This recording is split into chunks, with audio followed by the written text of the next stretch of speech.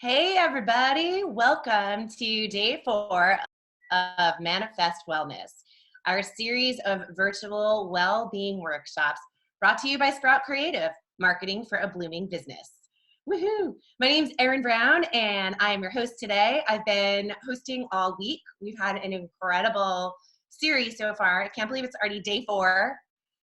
We are focusing in this crazy time in our world on mind, body, and soul, something that we actually do have a semblance of control over. So I'm going to bring Christina on in a minute to tell you how she came up with the entire idea and the mission. But every day we've had, like I said, we'll either focus on we started with the mind and the mindset and the spirit. Yesterday we did a body, we did a workout, we had a sound bath. It's been a really incredible week. So if you're just joining us today, welcome. We're so excited you're here, whether you're with us live or you are listening to a replay. This is an excellent way to spend some time in your quarantine. And anyone who registered, you will get day 1, 2, and 3 if you watched them or not. So, and you'll also get day 5, which is our final day tomorrow. So look out for all your emails. But anyone who is with us live today, please get involved in the chat box. Tell us your name, where you're from. We'll give you a little shout out. And when I am not doing virtual workshops, I have a company and it's called Hot Red Carpet. And I bring the red carpet to all types of events because I believe we all deserve the red carpet treatment. So I work with corporate people in their sales conferences and their holiday parties, and I work with couples getting married and basically any event, a big birthday party. It's just that extra special it factor that gets people highly engaged, energized. They get interviewed, and then you get a multi-purpose piece of video content. So that was a mouthful. I'm not going to say that again. But anyway, that's what I do outside of the quarantine. So the event space has been at a halt, as a lot of the world has. So, but if you're interested in that, you can hit me up on my Instagram at Hot Red Carpet, and I'd be happy to talk to you about giving you some red carpet love. I also carry a drum. So that is the drum roll. Let me bring on Christina Curry, the CEO of Sprout Creative, to tell us how she manifested. You were manifested this wellness workshop. See what I did there? Or manifest. I see what you did there. I can't hear you. Oh, you can't hear me? Are you with us? I am. I'm here. I can hear you now. All right. So I'm Christina Curry, CEO of Sprout Creative, and we work with passionate small business owners and entrepreneurs who are really busy running their business. They're feeling super overwhelmed by marketing, and their growth has got plateaued, or maybe it's starting to decrease. So we really turn their marketing into a more manageable, automated, stress-free marketing machine. Glad you're joining today. We got some fun stuff for you, and it is our second to last day, which makes me a little sad, but it does give me joy because when I was first planning this, everyone I asked to join, every single person said yes, enthusiastically. And I knew I was on the right track, and I really appreciate their enthusiasm to come on board and showcase and share their gifts with all of us. I feel very honored and very lucky that they're doing this for free out of the goodness of their heart. And then each day I've kind of been touching a little on marketing for small business owners and entrepreneurs in this changing landscape. One thing I wanted to talk about, which isn't changing, is email marketing. It should always be part of your marketing strategy, now more than ever. I've got 2 reasons why. The first reason is social media. So social media is great. It's wonderful. Who doesn't like scrolling through Instagram? But you are not going to, you don't own those people on there. Instagram can shut down tomorrow and you've lost your hundreds, thousands followers like that overnight. Email marketing, though, you actually own those contacts. They're yours, and you're not just renting them. They're not on a long-term borrow. You actually own them. So it's something you have forever. Reason number 2 is when people sign up for your newsletter, it means they want to hear from you. They've opted in. They've said, yes, tell me more. What do you got going on? I want the updates. And that's such a great gift because they are literally asking to hear more from you.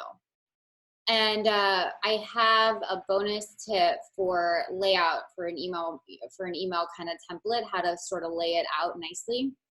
And I call it my layout rule. And it's 3 parts. The first part is have a strong, bold image that has something to do with your subject. So keep it strong, keep it bold, keep it relevant. Have very little text overlay. So text on top of that photo, keep it very minimum, if none at all. Number 2 is to have under that a strong headline and then a short paragraph, something that's very concise, again, relevant to your subject line and matches with your bold image that you have. And keep it super simple. Cut down as many, fluffy words that you can. And then number 3 is end with a call to action, always, a CTA button.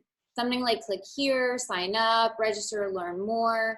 If you stick with that kind of 3-part layout, simple design, it's gonna feel less scary to approach email marketing. And your clients are gonna appreciate that short, concise message too. So anyway, again, welcome, and I'm gonna toss it back over to Erin. Thanks, Christina. Hey, I mean, you guys, where else can you come to get marketing tips, business tips, and body, mind, soul? And also, my mission in life is always to bring joy to whatever room I enter, and I tend to find the silver lining. So even in this time, which is awful on so many levels, I don't want to downgrade the troubles that are happening, but there are ways to find light in it. And I found it by getting gloves that are pink. It's the little things that I have fun with. And today's family day. So I also thought my quarantine win, we've been doing quarantine wins, by the way. So if you have any kind of quarantine win, quarantine perk, quarantine discovery, please put it in the chat box. I'd love to hear it. But because it's family day, I thought I'm gonna wear my fancy PJs. So I'm working for you, being of service in my fun PJs. I might even throw these on if your kids are watching. Yeah. And before we get into our first session, each session will be about 20 minutes as they have been each day. We did want to give a special mention to everybody out there in the world who is risking their life every day to help fight this horrible, horrible virus. That would be everybody in the medical world, everybody from the person at the front desk to the hospital, to the nurses, to the doctors, to the sanitation people, to the reporters going in there, to the truck drivers, to the people in the grocery stores, anyone who is, helping us keep the world together. Please put your hands together. I'm going to go on my drum, but I think they deserve just a universal rumble because that vibration, they will feel it. Thank you. All right. So our first guest today, I feel like I know her already because I do. She was here yesterday.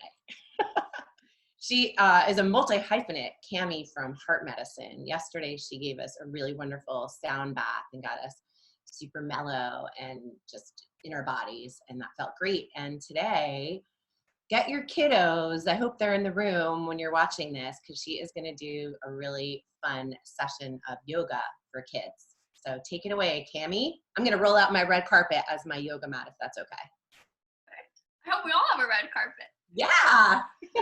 Hi, everybody. Thank you, Erin. And one more big thank you to Christina for all her work putting this together. And a big thank you also to the lovely Jennifer Springman for doing the amazing graphics that we've been using to market this. So I'm Cami, and I'm super excited. This is going to be completely different than our sound bath yesterday if you joined us for that. This is going to be a little bit more active, a little bit more fun, and a little bit different. So whether you are a little or whether you are a little bit older, this is a perfect thing to do for yourself. I think that a big part of healing and a big part of coming back to yourself is play. And what better way to play than with a yoga story? So how this little session will kind of work is I will tell a story while moving through different yoga postures, and you will follow along.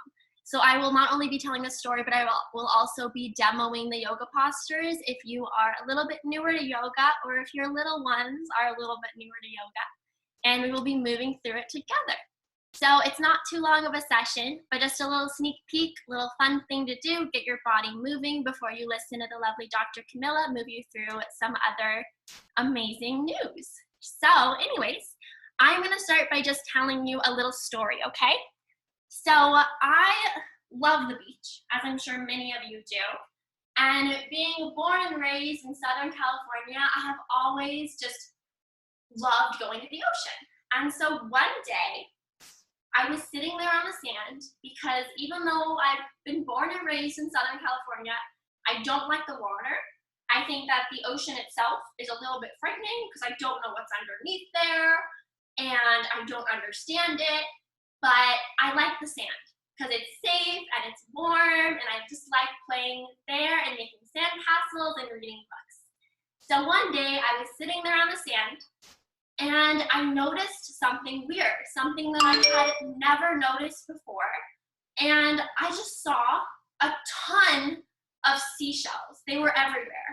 So let's get into a child's pose. So bring your toes tucked, open your knees out wide, and walk your hands forward towards the front of your skates. And just imagine that you're on the sand right now. You can lift your head up and just look around. And imagine that there's a ton of seashells there. And why there are so many seashells on this day was still a mystery to me. I still don't know, but I trusted it. So I'm there and I'm looking at all these seashells and I just start to gather them in because I always thought, you know, they're called seashells, but if they're on the sand, they're not doing their thing they're supposed to do. I think they should be really called sand shells if they're on the sand. So I'm ready to put them back in the ocean because they're called seashells. So gather all your seashells, reach around, look for the ones by the side of you and pull them all in to your body. And once you've got all the seashells that you can possibly find, even get the ones that are like a little far away, reach a little bit more, pull them into you, gather them in, and then on 3 together, you're gonna throw them back into the ocean, okay? Okay, so 1, 2, 3, throw them all back into the ocean, all the little seashells. There we go. So this is what I did on this one day at the ocean. I was just throwing all of these seashells back into the sea because I don't know why they're on the sand. They're called seashells. And then I saw the weirdest thing, and I had never seen anything like this before. I saw this little tiny crab, and the crab was in the sand. And you know how crabs have those little lobster claws? So I was sitting there with its little lobster claws, and it was just looking at me, and I was like, why are you looking at me, little crab? And it waved me over with its little claws, and it said, Cami, come get low. I need to tell you something. And I had never been spoken to by a crab before, as I'm sure many of you haven't either. So I listened, of course. So I got really low, I wiggled all the way forward out of my child's pose, and I got on my tummy, okay? So, since you're following along, scoot all the way forward onto your tummy. You can lay all the way down on your mat with your head down, and you're just gonna listen into what the crab told me, because it was weird. The crab said, you know what, Cami? It's time for you to get over your fear of the ocean. It's time for you to get over your fear out of the unknown, and it's time for you to learn how to trust. And I said, I don't want to do that. And the crab said, it's okay, you can. And I said, okay, how? And then the crab said back to me, you're gonna follow me into the water. And I said, I don't want to do that. And the crab said, it's okay, you can. And so I said, okay, I will. So remember to follow along with me here. I wiggled across the sand, all the way towards the ocean, and then I jumped in. And now, the craziest thing happened to me when I jumped into the water. So we're gonna do it together. Bring your hands underneath your shoulders, and send your toes all the way to the back of your space. Press your glutes down into your mat and get ready, because this was weird. I'm not sure if you're gonna believe me. What happened next was when I went up for a breath of air, just like this, I became a mermaid. And I know you're looking at me now while you're in your cobra pose and your little mermaid pose, and you're not thinking she's a mermaid because you see my legs, but I was. I was a mermaid, and I had a very long pink tail, and I was very, very beautiful. So right now in your mermaid pose, start to imagine what your tail might have looked like. You can look behind you if you want. You can lift up your fins if you want. Maybe try to kick your head. And just see what kind of tail you have today. Might be different than the tail you had yesterday. I think right now my tail is yellow and it's very, very sparkly. So as a mermaid, I was very confused, as many mermaids are, because I had never been a mermaid before, and I was still very scared of the ocean. I was not used to it. So I said to the little crab, we can come back down now. I said, hey, little crab, I'm a little bit concerned because I've never swam before and I don't like the water. And I'm still feeling a lot of uncertainty and I'm still feeling a lot of fear. So the crab told me that he would teach me something very special that I could do so that I could get over my fear of the unknown. And do you want to know what that was? Let me show you. It was kind of like a little dance, a little weird, right? So stand up with me, all the way up. Reach your hands all the way over your head. Now, bend your elbows, grab for your elbows. You're gonna take a big deep breath in, lift your chest. And on your exhale, you're gonna go all the way to the side. Bend your knees, and now you're gonna roll all the way forward. Yeah, so now you're looking behind you, you can shake your belly around. Then, on your next breath in, lift your chest all the way up in the other direction. I know, this was a weird dance. I said, Mr. Crab, this is very strange. But he said, just keep doing it. Do it 4 times. He said, doing this 4 times is the magic number. It's the magic dance to learn how to not be scared. So I did it 4 times. You're gonna do it with me, okay? We're gonna do it once this way. Nice. Another time this way. This is number 2. Yeah, good job. Nice. All right, let's do it a 3rd time. Are you ready? Number 3. And who is ready for number 4? I'm ready. Okay, this was the magic one that made me no longer scared. Number 4, let's do it. 1, 2, 3, go. Perfect. And now, guess what? You can take a seat again if you'd like. I was no longer scared. And I was so confused because I had always been so scared of what I didn't know. And now I wasn't scared of the ocean anymore. And I was ready to be a mermaid. So now I'm going to tell you a little bit about what I saw in the ocean as a mermaid. My very, very favorite thing that I saw all of these dancing seaweed forests. Do you guys know what seaweed is? So seaweed, or sometimes it's called kelp, is that crazy green stuff that you see in the ocean. It's kind of like a forest of trees, but underneath the ocean, underneath the sea. So I'm going to teach you their dance. How it starts is you're going to stand up nice and tall once more, okay? You're going to face me. You're going to lift your hands over your head and move your hands side to side, just like the seaweed does. Okay, so take a deep breath in as you're doing this. And on your exhale, you're going to seaweed dance all the way down into a forward fold. So your seaweed's still moving. The ocean is moving it side to side. This is wild. I've never seen anything like it before. And now, the seaweed kind of lifted up. A tide, a wave must have moved it. This is called a halfway lift. So take a deep breath in as your seaweed dances. And now plant your palms down, step your feet back. Now, I know it might be hard to believe that a seaweed did this, but it did. There was so much seaweed. They were all dancing, and I had never seen anything like it. So, this is how the seaweed dance went. I'm going to show you once, kind of quick, and then we're going to do it together, okay? So, the seaweed moved forward, it lifted up, it went down, then the seaweed reached all the way up towards the sky, and then it went all the way down, and then it lifted back up, and then it stepped all the way back and danced around just like that in the ocean. All right, who's ready to dance like a seaweed with me? Okay, let's do it. Look forward, step forward, dance your seaweed side to side, lift up. Now melt your seaweed down. Now reach your seaweed up. Now melt your seaweed down. Lift your seaweed up. Now step your seaweed back and dance it out side to side. Amazing job, everybody. You guys are looking great. Let's do it one more time together, okay?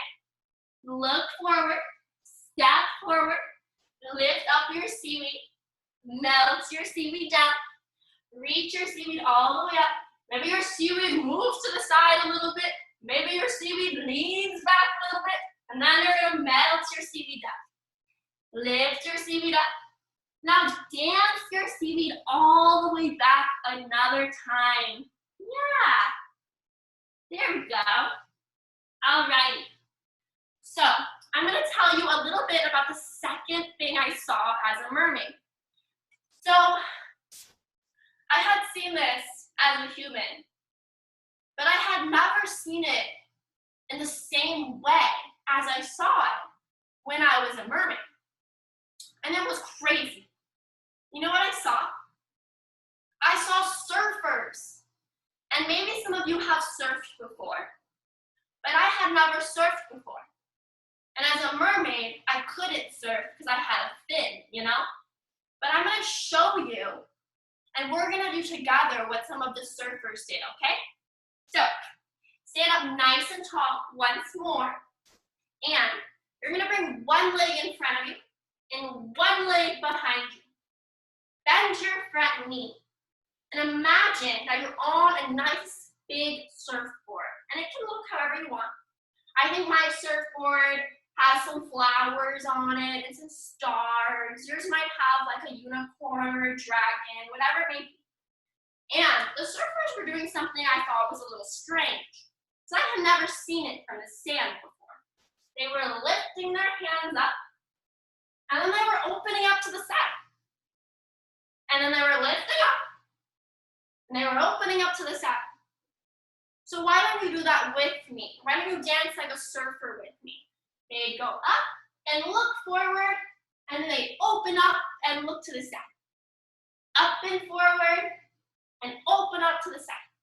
One more time, up and forward, and open up to the side. And then I saw a surfer lean forward on their surfboard, and I saw a surfer lean back on the surfboard.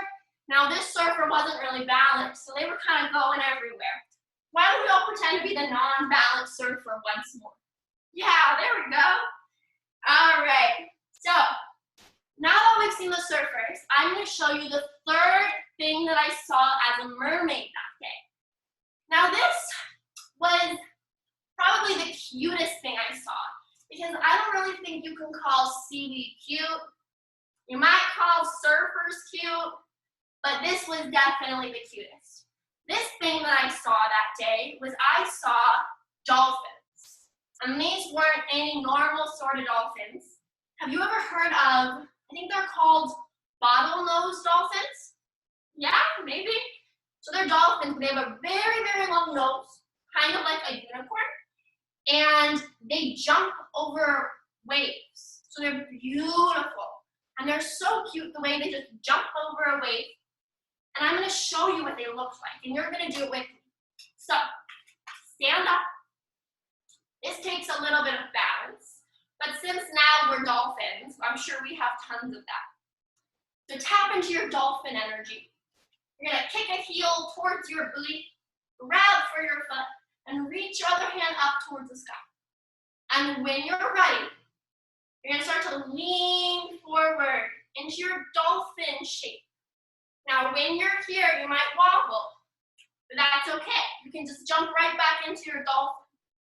And I have a special challenge for everybody at home trying on their dolphin pose, okay? Everyone, I'm not sure if you know what a dolphin sounds like, but I would like everybody to try. This is what I've heard, and I don't know if anyone else has ever heard this before, but it was like, so I don't know if you've ever heard that before, but I recommend you try on your dolphin noise. And at this point, you know, I was just so tired. I had seen so much. By now, the little crab has taken me to the bottom of the seafloor to see the seaweed, all the way back up to the top, and then deep into the ocean to see the dolphins. So I've been everywhere. I was just exhausted, as I'm sure many of you are right now. So I asked the crab, I said, hello crab, I'm really tired, and I think I need to go to sleep. I need you to carry me back to the sand. And he said, okay, I guess I jumped on the crab shell, and the crab carried me back up to the sand. Now this was a very long journey. So by the time I got to the seashore and back on the sand, I was very, very sleepy. I was basically already asleep. So he sat me down. Let's all sit down, bring our legs out in front of you. And I said, as he left, I said, thank you, crab. That was the most amazing adventure. I loved it so much, and I had so much fun learning that I didn't need to be afraid. So I said, bye-bye, crab, and I laid all the way down on my back, where I decided that I would take a little nap. And now in yoga, this pose is called Shavasana. And stay in your Shavasana, because this is the time where you rest, just like I rested when I was a mermaid. And now, what happened now was kind of sad, because I realized that I had legs again. But I want you all to close your eyes as you lie down. Perfect, that looks great. And pretend you're sleeping as much as possible, because my legs did not disappear. My legs did not come back until I was asleep. So while you're sleeping, I'm gonna play a magical noise so that you can become a human again, and you can tell all your friends about this adventure. Alrighty, close your eyes. Are you ready for the magical noise? All right, listen. There we go. Now, as you have your eyes closed and the magic is going on around you, I want you to notice your breath. Take a deep breath in and make a big exhale out. Ah, nice. One more just like that. Inhale, breathe in. Big exhale. Ah, yeah. So, as quietly and as nicely as you can, gently roll to one side into a little tiny ball. Yeah, perfect. And when you're ready, press all the way up to a seat. Sit crisscross applesauce. And bring your hands to your heart. Now, before you do anything, you have to brush off the sand. So shake out your head, brush out the sand in your hair, brush off the sand on your body. There you go. Now bring your hands to your heart. And together, we're gonna say a special word, okay? Are you ready? All right, together we say namaste. All right, thank you, little yogis and bigger yogis. I hope you had a fun time on our yoga adventure. And I'll throw it right back to Erin. Yay! Hi, Erin. So good. I see Kelly Burke did yoga with us. What's up, Kelly? Hi. Hi, honey. Thanks for doing yoga with us. Did you love it? Yes. This is great. Excellent. You know what? I found when I have to go back to the beach, I'm going to have to do another session with Cami because this is what I found at the beach. Check it out. All right. Oh my God, that was so wonderful, Cami. I think I'm going to switch to doing that kind of yoga every day instead of warrior ones. I like it better being a surfer. So good. I love it, love it, love it. I want to surf. You gonna do your surfer? Yeah. I'm gonna give you a drum roll, Cal. Ready? Excellent. Maybe you can do the next, you can lead the next class for us. Okay. All right, cool. Thanks, guys. Right, we are gonna keep it moving. All right. Our next guest is definitely for the parents to listen to.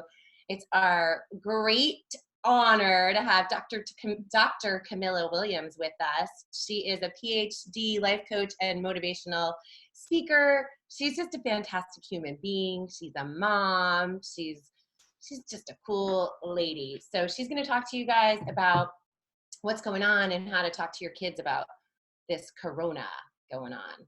So Camilla, welcome. Hi, you guys. Thank you so much for having me here. Can you guys hear me okay?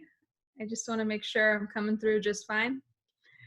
Okay, so I am Dr. Camilla Williams, the founder of Living Well. It's a high-performance coaching and training company. We help perfectionists, you know, the ones who are always saying one more course, one more draft, but never actually moving forward. They're never truly happy or satisfied, even with their accomplishments, because they're always worried about what else needs to be done. So working with us, clients finally learn to get the courage and confidence to take imperfect action so they can actually move forward and achieve more and finally feel true joy and peace while doing so. So that's a little bit about what I do. So why am I talking to you guys today about how to talk to your kids? So as Erin mentioned, I am a mother of 3. I also live in a shared property with my sister who has 5 kids. And so I am around a lot of kids. And my background training is as a clinical psychologist. I've spent over a decade treating veterans with post-traumatic stress disorder and anxiety. And so when it comes to talking about difficult things and talking about anxiety, that's really my specialty. And I wanted to come on today and give you guys a little tips on how you can talk to kids about everything that's kind of going on in the world right now.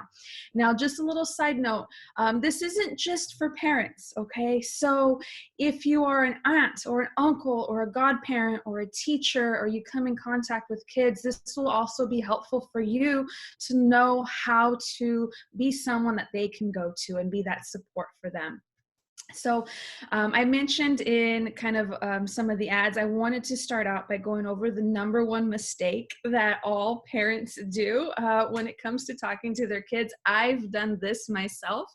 And this is when a kid comes to you with a question or a concern, we immediately try to make them feel better, right? It's like, wait, isn't that what we're supposed to do? What do you mean that's a mistake? Right?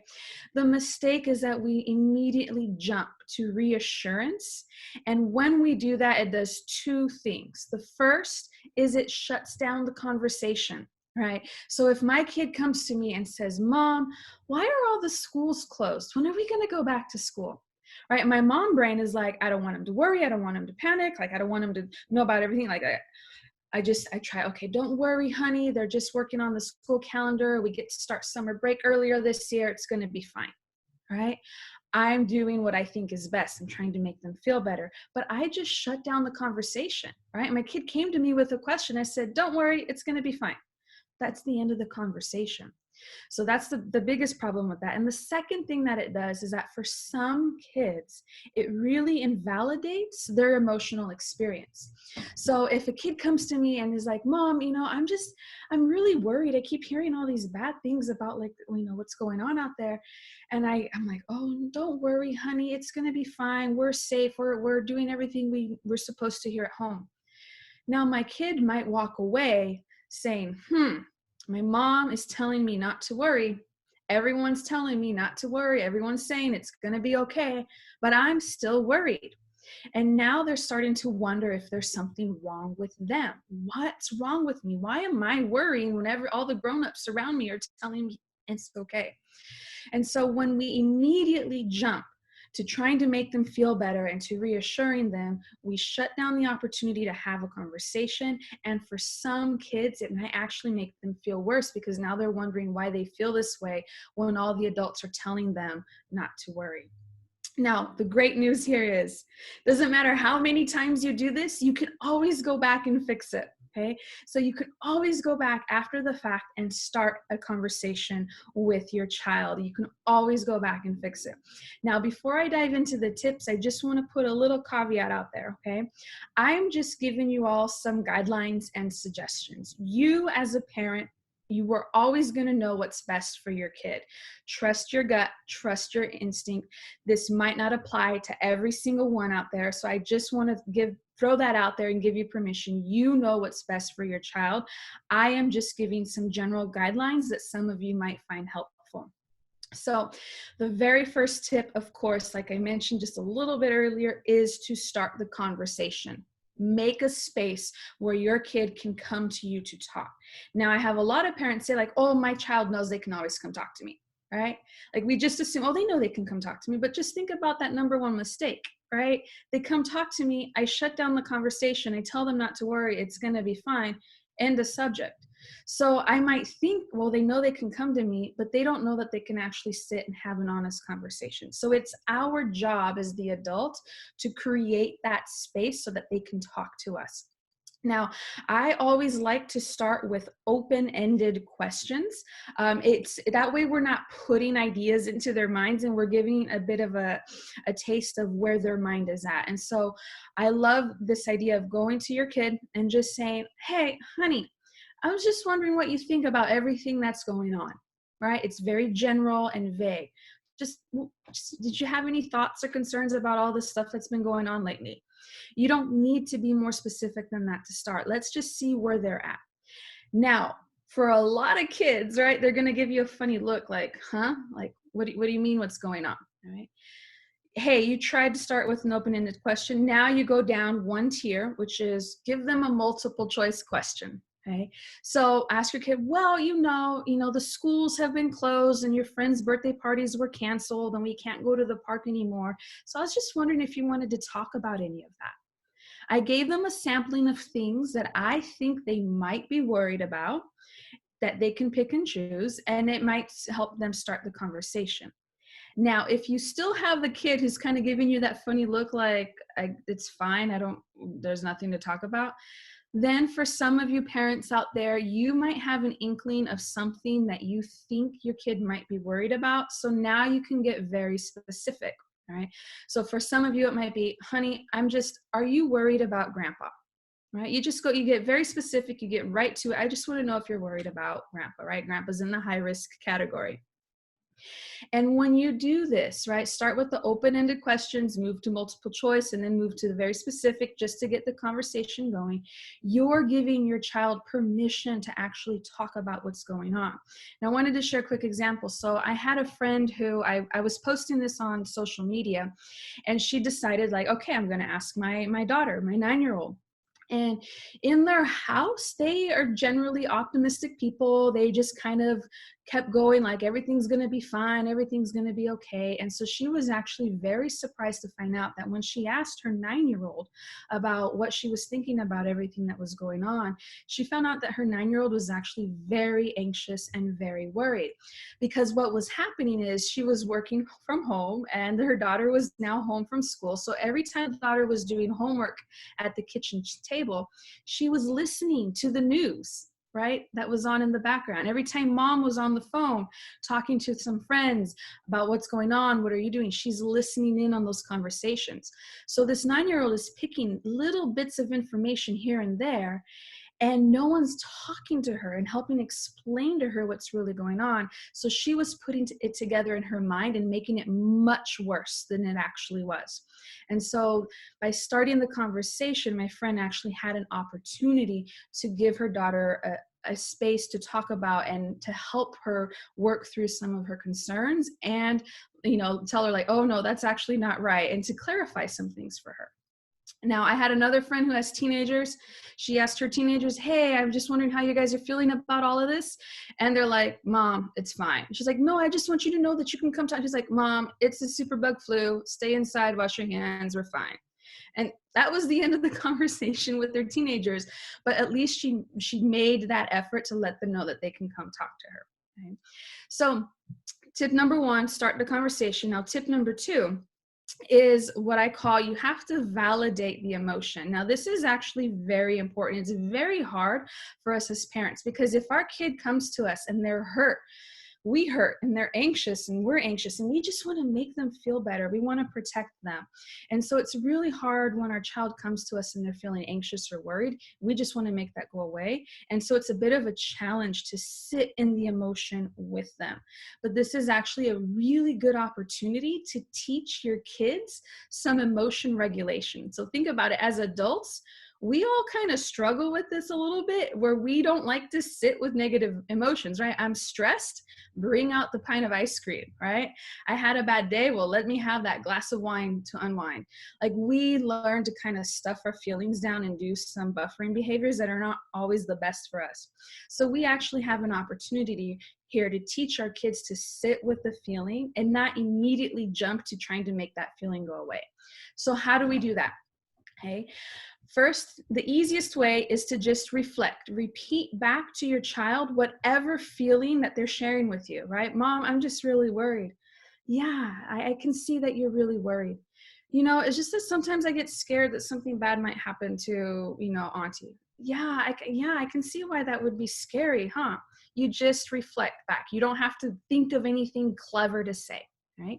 If you want to take it the next level, share and empathize with them. So this is where you show, you know, sometimes mommy gets worried too. Right? This is very validating for your child to hear that you also get worried too. It makes them feel normal. Right? We're going back to like, there isn't anything wrong with you for feeling worried. I get worried too sometimes. There's a lot of scary stuff happening right now. And that can be very validating and very comforting for them to hear that coming from you.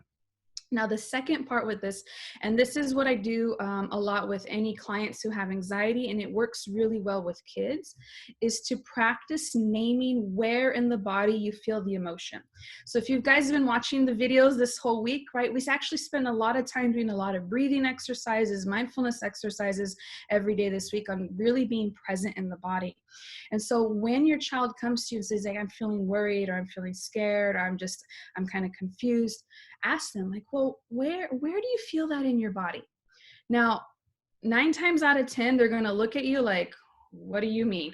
Right? Because they've never heard you talk like this before. They've never been asked this before. It's completely new, and that's absolutely okay.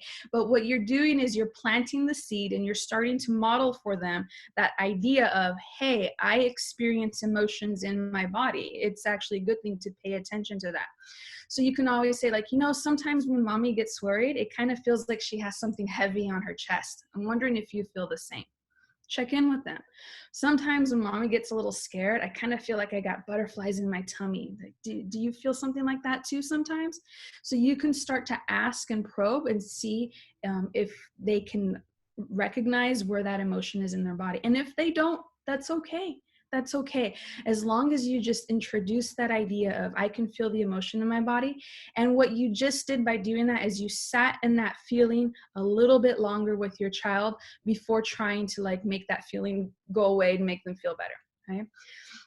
So tip 1, you're the adult. It's your job to start the conversation. Tip 2, validate what they're feeling and help them practice sit with the emotion just a little bit longer.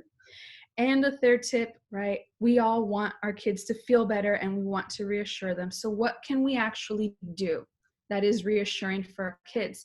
And this is help them get some control over their environment, right? So tip number 3 is help create a plan where they have some control over their environment. And this can look like so many different things. And so One of the things that really feeds the anxiety is this lack of control. And I think that's one of the reasons why a lot of us as adults are feeling extra anxious, is because we have no control over how long this is going to last. That uncertainty and that lack of control just really feeds into the anxiety. So the more that we can model and show our kids how to focus on what they actually can control, the more reassured they're going to be.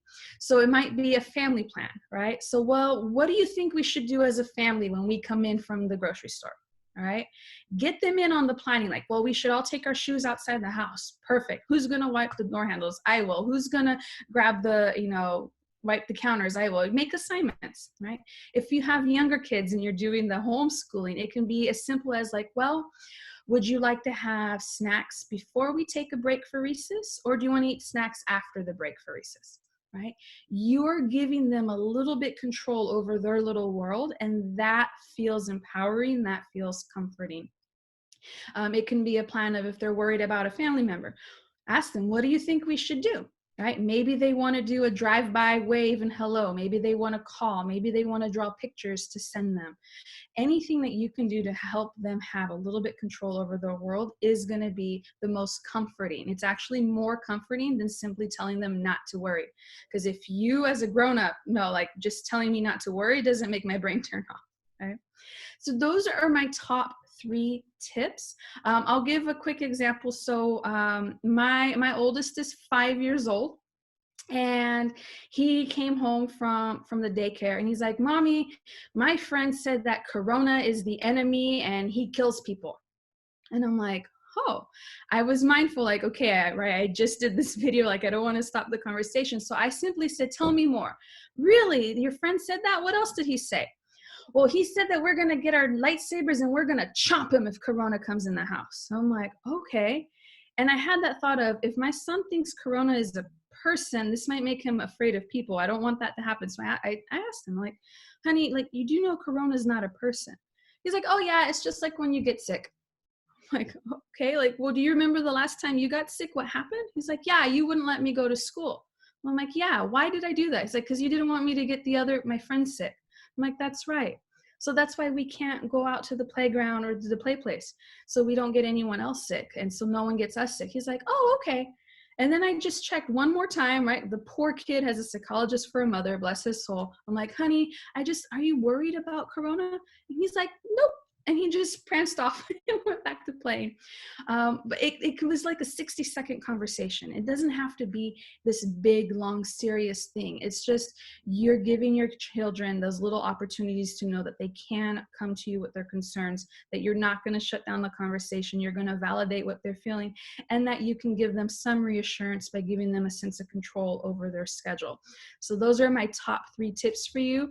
Now, my last little bonus that I just want to throw out there, because it's important to me, is don't forget to let your kids be kids. Even the older ones, the teenagers who act like they're all grown up, kids need creative outlets. They need to be silly. And so even though a lot of things feel kind of heavy and serious now, the more that you can do as the parent, the grown up in the room, to give them those opportunities to just be silly, a silly dance party, a silly craft, anything to help bring a little bit of that joy and spark of childhood back into their lives will go a long way.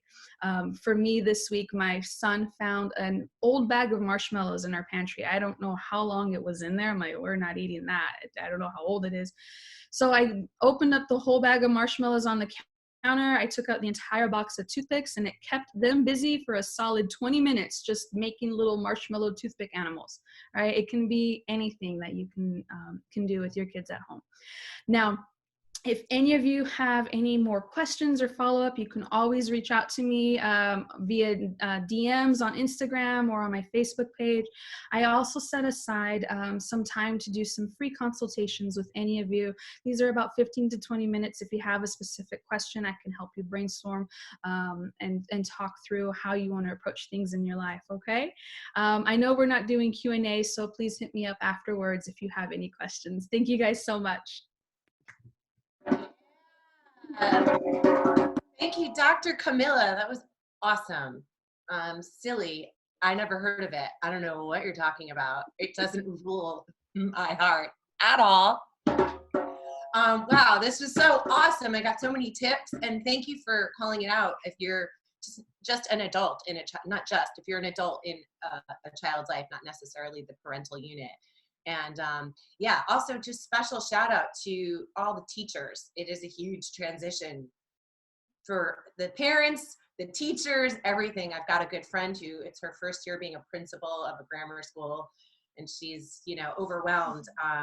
But we're all in this together, and everyone, it's new for everybody. So this has been so valuable. So thanks again, Dr. Camilla. Follow her on Instagram. And Cami, that was such a blast. The kids yoga. I guess if we follow you on Instagram, we can find out more about other programs that you offer. So I think that's all in the chat. And if you want to follow me, I've been making some fun videos on Instagram, and that's at Hot Red Carpet. Thank you so much. Christina just put that in there. Yeah, and if you want to put together any sort of a virtual summit or series like this, Christina is now, she's a pro because she put this together at rapid pace, and it's been a really incredible week. And thanks for the hilarious shout out. Really. Christina, did you want to come back on? Sure. Yay. We've got That was so great and helpful. I'm gonna have to rewatch that recording with my niece and do it with her, the kids yoga. That was lovely. Special shout out to Kelly Burke, who just got right in there, 4 years old from Jersey. I might be related to her. That was really cute. My niece. Yeah, she's awesome. Yeah, so fun. Yeah, thank you for everyone that came. Again, I'll email out the recordings. It's all on YouTube. And if you know of any wellness practitioners that would like to participate in our next wellness series, let me know. I drop my information in there. Or if you just want to talk marketing, which is like one of my most favorite topics, I am super happy to talk marketing and brainstorm a little bit how to kind of make your maybe business more digital, how to build an email list, all that fun stuff, which I find really fun. Someone's got to. No, she's so good at it. It's actually, you make it fun to talk about that kind of stuff. For somebody like me, it's not my favorite thing, but I get into it. So yeah. All right. Cool. It's fun. Cool. So tomorrow, we are continuing this series, day 5, my favorite number. Last but not least of this first series, and we have 2 incredible speakers. Alex Kapp, she is the CEO and founder of Creative Self Revolution. So can't wait to hear what she's got cooking up for us. And she's also an incredible musician too, and she'll speak to all of that. And then we have Erin Rose. I like her already because of her first name. And she's a coach and an energy healer, and she's going to help heal our stress and give us some tools to deal with anxiety or any other heavy emotions that we all are carrying that we might not even realize we're carrying. So with that, I hear the sirens outside my house. Oh my gosh, I don't know if you guys can hear that all day. So something I like to do is just for fun. I have my drum, my djembe drum, giving people rumbles, but I like to take us out every day doing some affirmations, some affirmative drumming that I picked up from my drum teacher, Curtis Bird. You can look him up, or Beats RX on Instagram. And you can do it along with me. You can bang on a table or any kind of surface. You can do on your chest, like, you know, a little Tarzan and Jane action, because really the drum beat is tribal and it's our heartbeat. That's, you know, that's what we hear when we're in the womb. All these sounds, and we had the sound healing yesterday, how powerful it is and how our senses are just all connected. So I'm going to take us out. You can do the affirmations out loud, or you can say them in your mind, whatever works for you.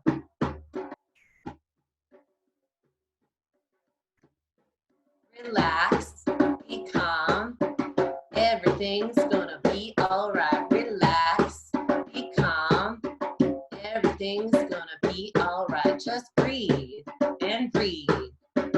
Everything's gonna be all right. Just breathe and breathe. Everything's gonna be all right. Be a mermaid. Be a mermaid. Everything's gonna be all right. Be a mermaid. Be a mermaid. Everything's gonna be all right. Tune in tomorrow. Tune in tomorrow. gonna be all right. Follow us on Instagram. Follow us on Instagram. Everything's gonna be all right. Just breathe and breathe. Everything's gonna be all right.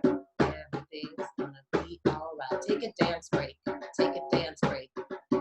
Everything's gonna be all right. Everything's gonna be all right. Everything's gonna be all right.